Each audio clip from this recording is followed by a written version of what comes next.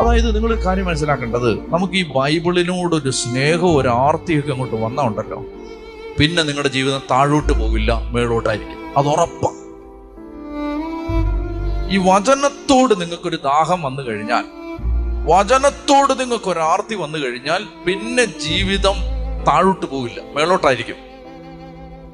ഇവിടെ പറയുകയാണ്, അവന്റെ ആനന്ദം കർത്താവിന്റെ വചനത്തിലാണ്, രാവും പകലും അവൻ അതിനെക്കുറിച്ച് ധ്യാനിക്കുന്നു. വായിച്ചാൽ മാത്രം പോരാ, ഒരു വചനം വായിച്ചുള്ളേലും അത് ഇടയ്ക്കിടയ്ക്ക് ഓർക്കണം, ഇടയ്ക്കിടയ്ക്ക് ചിന്തിക്കണം, എന്താണ് കർത്താവ് അതിലൂടെ എന്നോട് സംസാരിക്കുന്നത്. അതിനെയാണ് ഈ ധ്യാനം എന്ന് പറയുന്നത്.